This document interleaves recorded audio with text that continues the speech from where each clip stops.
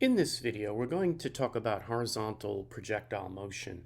And this is a homework worksheet from one of my students that has 5 or 6 excellent examples that will help you understand this concept.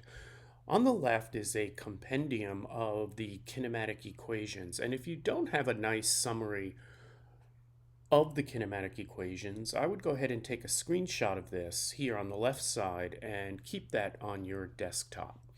Okay, let's talk about each problem individually. Folks, one of the fundamental principles of physics is free fall.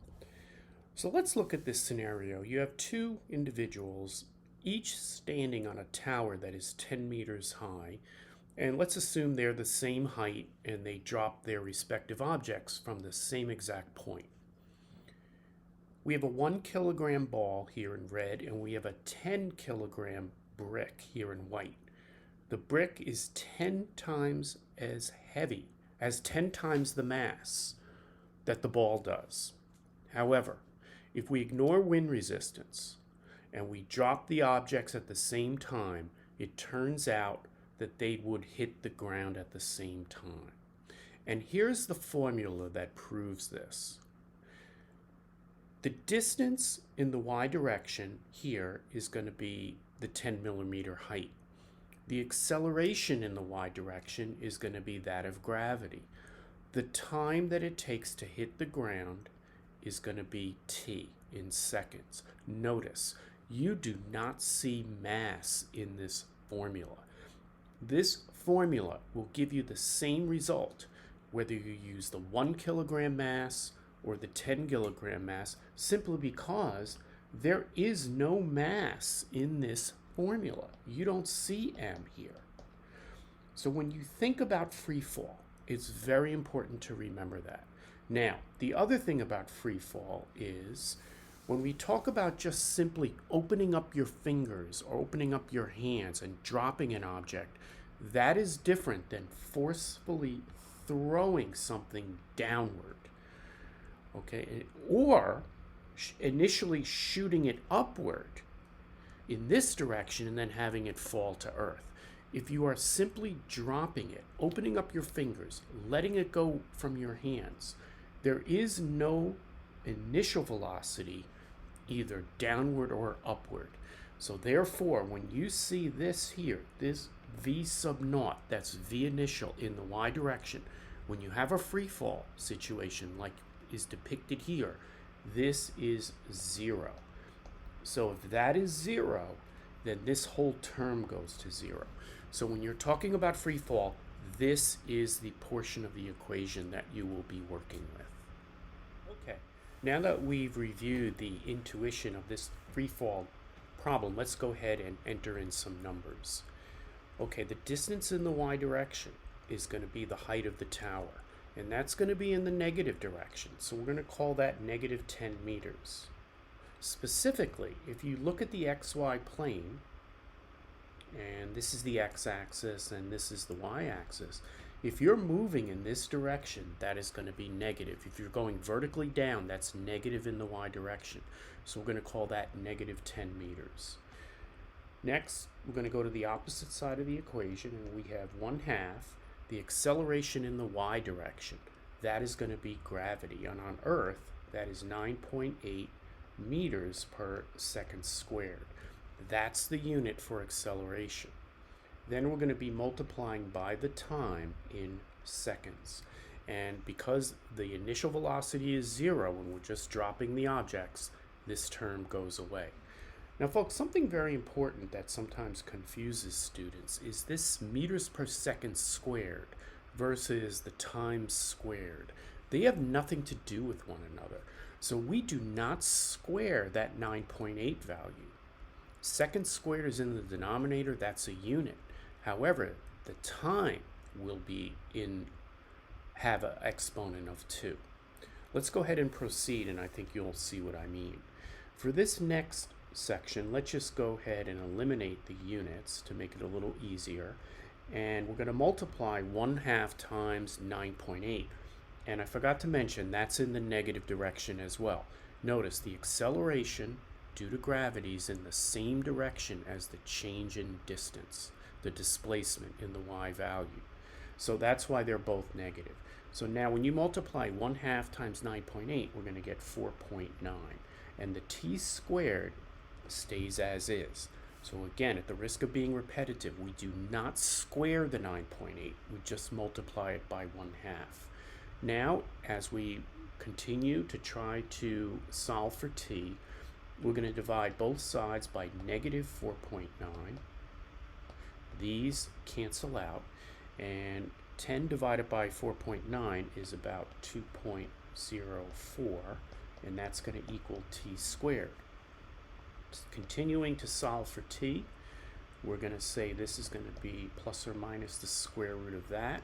The square root of t squared is going to be t, and this we're going to use the principal square root because you can't have negative time, and we're going to get approximately 1.43 seconds. So that is our time in free fall, whether you're dealing with that red ball that weighs 1 kilogram, or whether you're dealing with that brick that weighs 10 kilograms. The time is going to be the same. Let's look at the first problem on the worksheet, which features a ball rolling off a table at a speed of 2 meters per second from a height off the floor of 1 meter. Upon reaching the edge of the table, the ball follows a parabolic path to the floor. How long along the floor is the landing spot? Now, I encourage you folks to pause the video and go ahead and draw a picture of this and label it accordingly.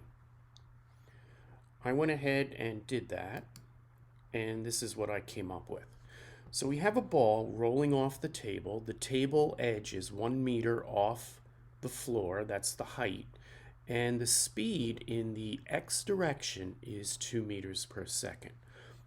The ball takes a parabolic curve or parabolic path to the floor, and they want to know this distance here along the floor. Now, notice, folks, how I'm specific. How I talk about the velocity in the x direction, that's horizontal, being 2 meters per second. I talk about the distance in the y direction, that's going to be vertically, up and down, as to being 1 meter. And then finally, I talk about the distance in the x direction. In other words, you have to use subscripts. These two distances are not the same, they're in different dimensions. And indeed, that is the key to solving these problems. You have to think in 2 dimensions. Now, for the horizontal dimension, we are going to be using this formula for each of the problems, and that is rate times time equals distance. Something you've seen before. And all of the rate is in the x direction and the distance is in the x direction. However, as you'll see, the time is going to be the same for both of these directions, both horizontal and vertical. Excuse me. Now, for the vertical analysis, we are going to be using this equation.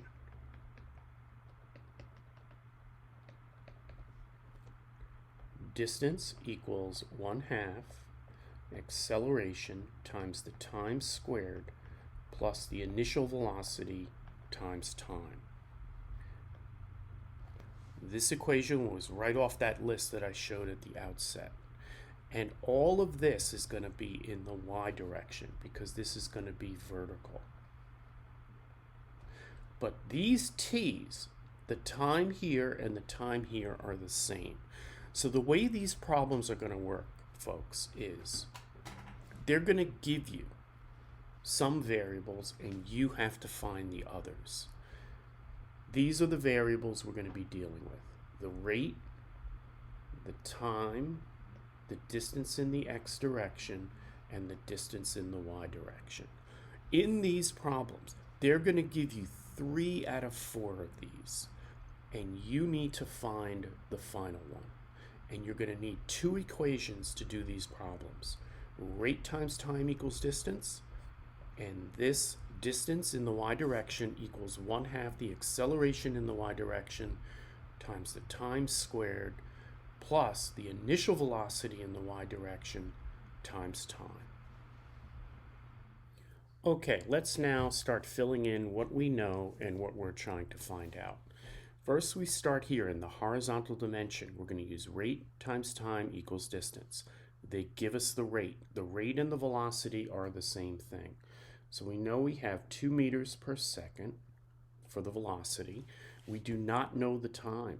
So I'm going to put t, seconds, and we do not know the distance. In fact, that's what they want us to find, and that's going to be in meters.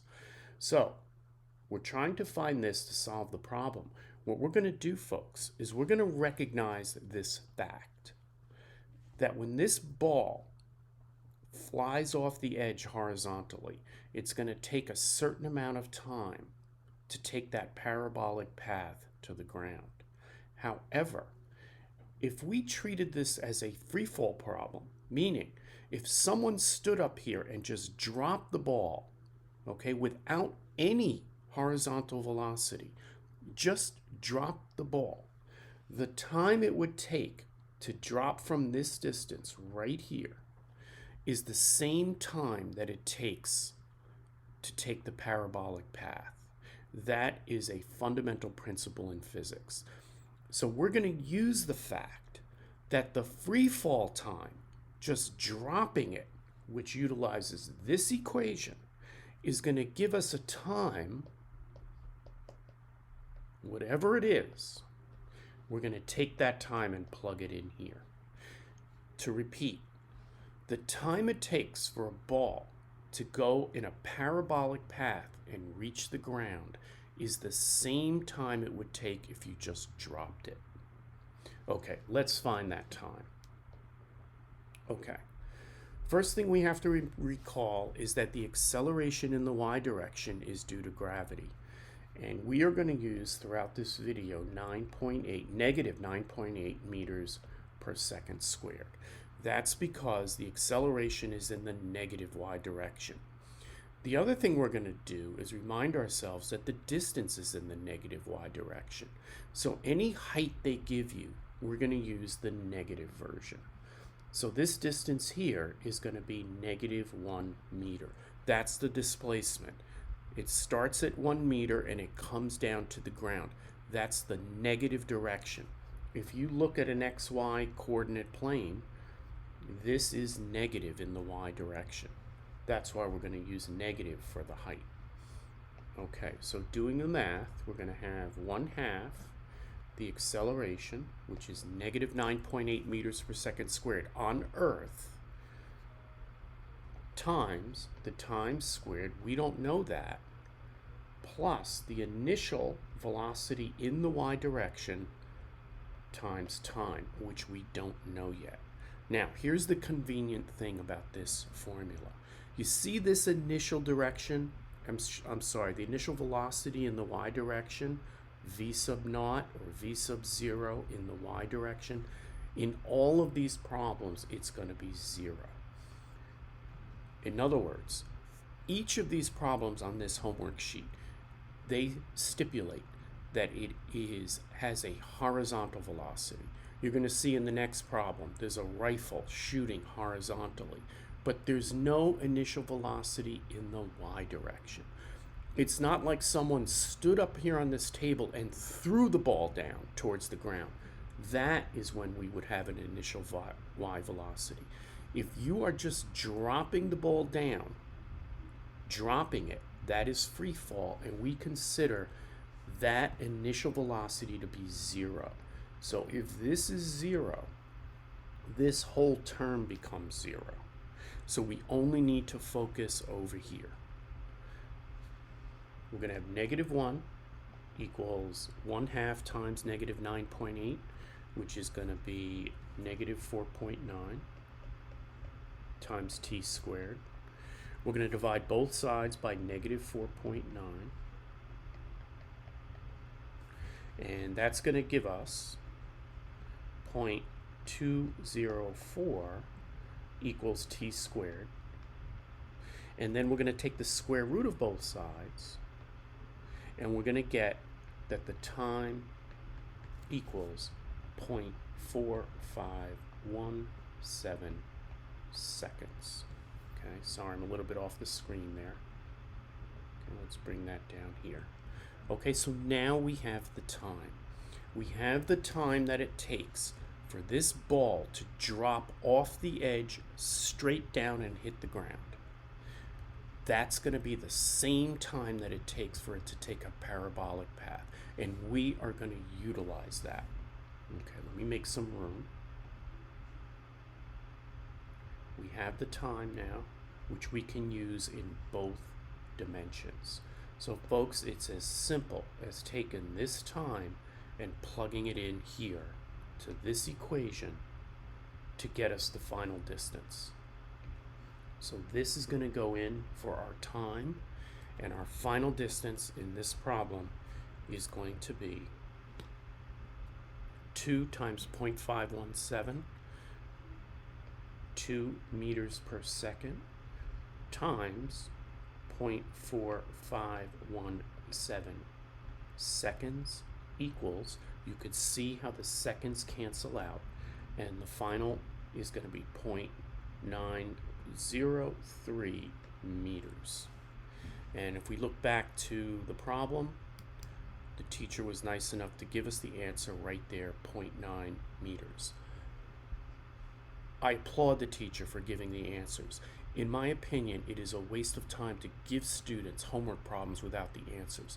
How do they know if they're right or wrong? So I applaud the teacher that put the answer here after the problem. Problem 2, we have a rescue pilot dropping a payload, while her plane is at an altitude of 2,000 meters with a forward velocity of 100 meters per second. No air friction. How far in advance does the pilot have to drop the payload to hit the target that she intends? Okay, take a moment and draw your picture. Here is what I came up with. You have a pilot flying horizontally with this rate, 100 meters per second. Notice, subscript X. This is in the X direction. The plane is at a height of 2,000 meters. She drops the payload. It takes a parabolic path to the ground and hits here. So the question is, at what point, what distance from the intended target, which is this point here, that's the target, does she have to release the package? Okay, we're going to treat this as two different problems. It's a rate times time equal distance problem in the X direction. Rate times time equals distance. Now, they gave us the rate. They did not give us the time, and they want us to find the distance. In order to find the time, we're going to come over here and treat this as a free fall problem. Because recall, the time it takes, if this payload was just dropped from a height of 2,000 meters, not in a plane, if there was some tower that was that high and you dropped the payload, it would take t seconds to get down here to the ground. That t is going to be the same time it would take for this payload to take the parabolic path that it does. So again, the essence of this problem, folks, is to find the time it takes for free fall and use that time in this section of the problem. Okay, let us proceed. So we know that the rate in the X direction is 100 meters per second. We do not know the time, and we do not know the distance. So let's now go ahead and move to the vertical side of this problem. We're going to use the distance in the y direction is going to equal 1/2 the acceleration in the y direction times time squared plus the initial velocity in the y direction times time. Folks, again, there's no one throwing the payload down towards the ground. The jet is not flying vertically when the package is released. You think of this as this package, just someone opening up their fingers and letting it drop. We just need to find the time for the payload to reach the ground from this height. Any object this applies to. If you drop a golf ball from here, a tennis ball, anything, as long as you're ignoring air friction, it is irrespective of the mass of the object. It only has to do with the height. Okay, so we know the distance is 2,000 meters. We know that acceleration on Earth, and that's going to be negative. Again, we're falling in the negative y direction. We're going to multiply by negative 9.8 meters per second squared because we are on Earth. And we are going to ignore this. That goes to 0. The initial velocity in the y direction is 0. No one is throwing this down towards the Earth. Okay, when we do our math, this is going to become negative 2,000 divided by negative 4.9 is going to give us t squared. And when we do our math, we're going to get t equal to 20.2 seconds.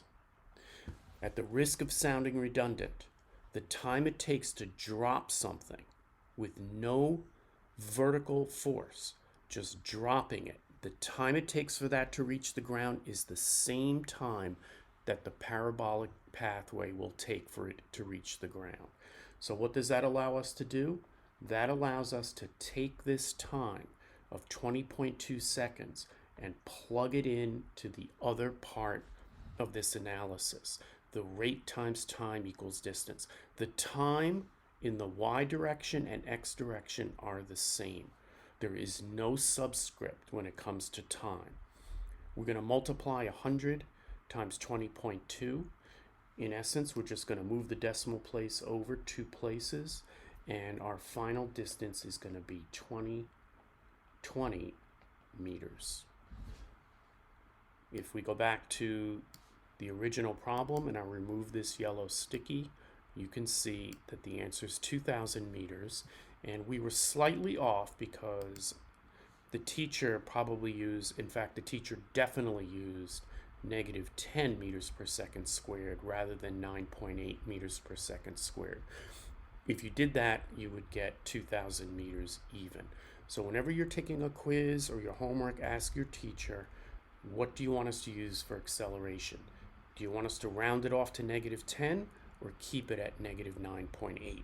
If you use negative 9.8, you'll always be safer. We have a rifle that is firing horizontally, and the bullet travels 200 meters in the x direction. The rifle is 1.9 meters from the ground when the bullet is fired. What is the speed of the bullet as it leaves the rifle? Go ahead and try your diagram, and I'll show you what I did. Here we go. Here's our rifle. It's 1.9 meters off the ground. It fires horizontally.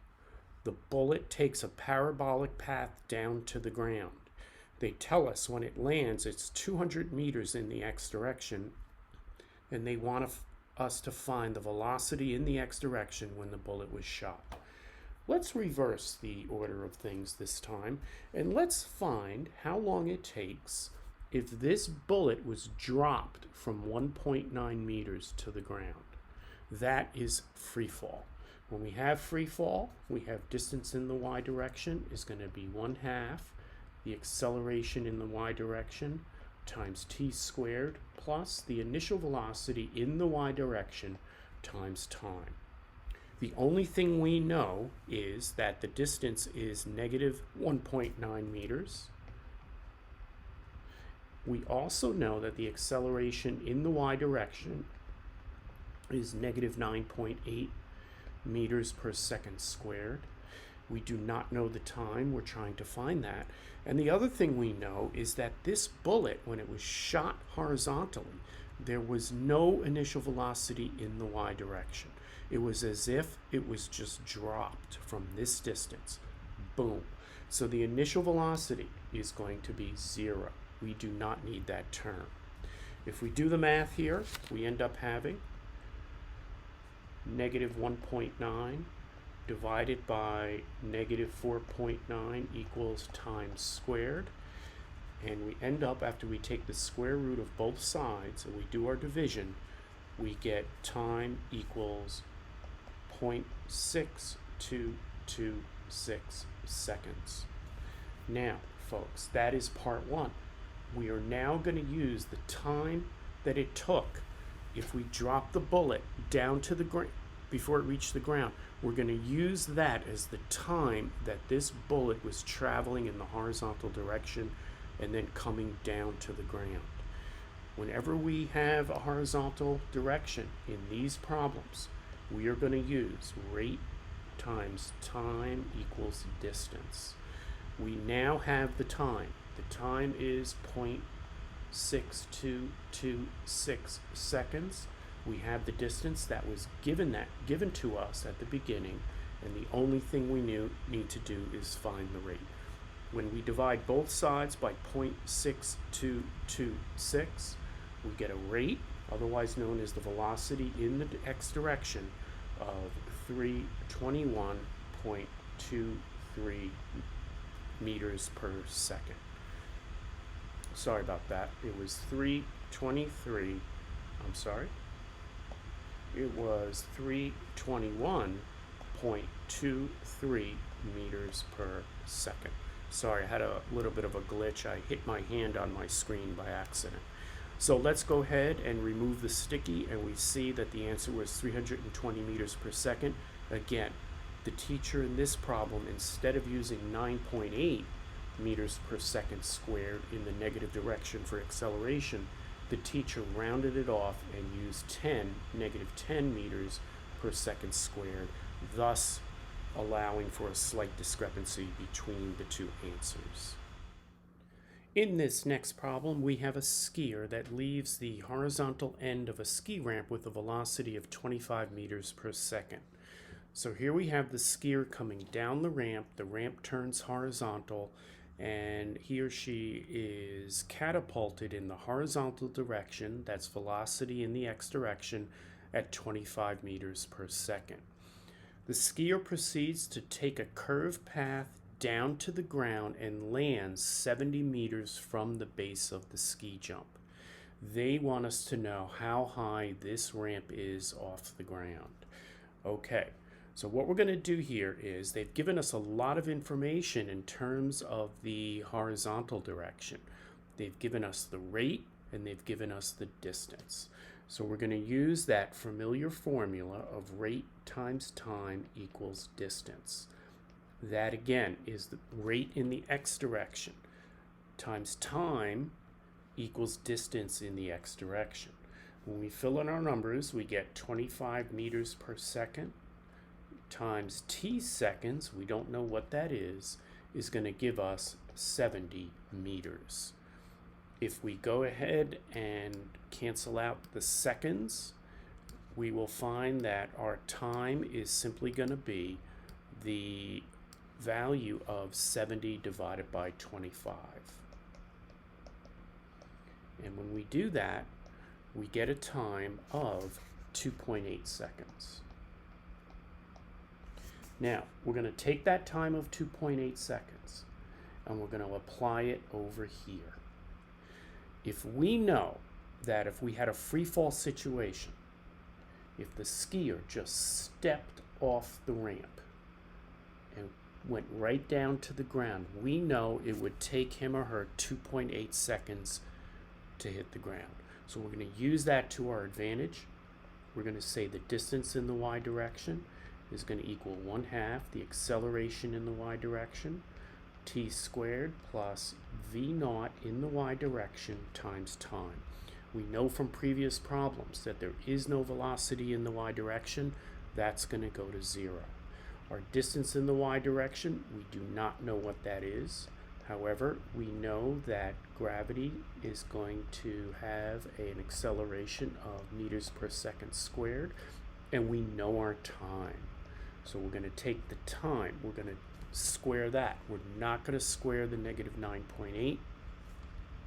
And when we do our math, I'm going to let you folks do that. We're going to get a distance equal to 38.42 meters. And don't forget, this would be in the negative direction. And let's see, when we remove our sticky, we see that the answer was 38 meters.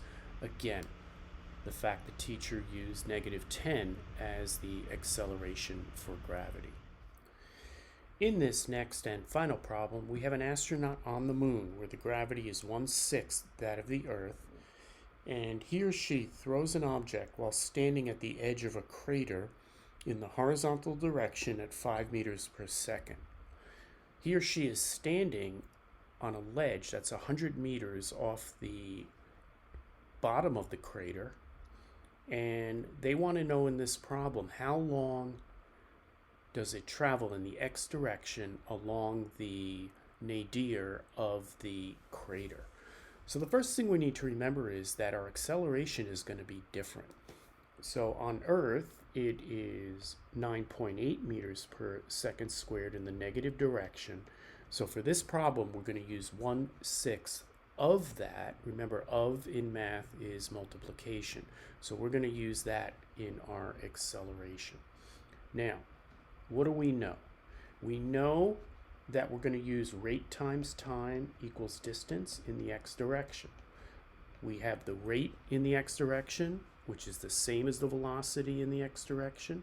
We don't have the time. We don't know how long it took for it to take its curved path to the bottom of the crater, and we don't know the distance in the x direction. So I'm going to put over here, we know 5 meters per second. We do not know the time, and we do not know the distance. Okay, so what are we going to do? Well, if we can get one of these two, we could find the other. So we can get the time.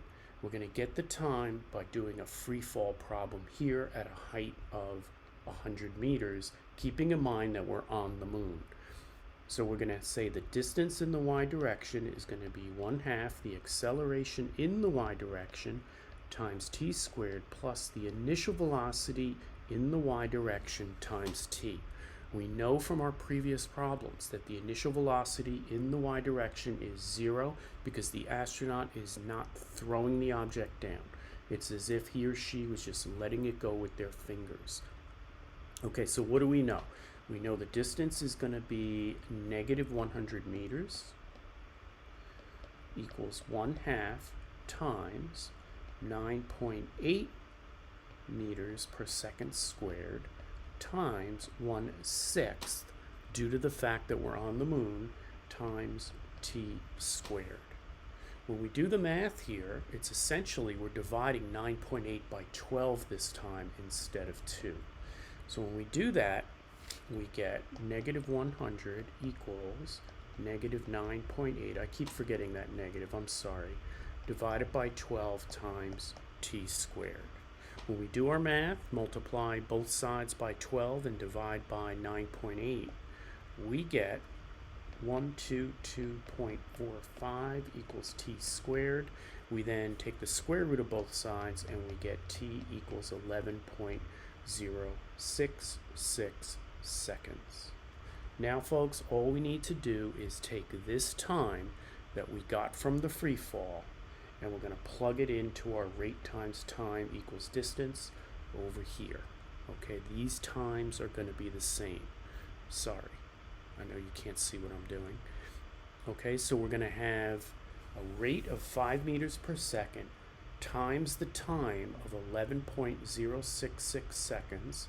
And when all the smoke clears, your final answer for this problem is going to be 55.33 meters is traveled along the floor of the crater.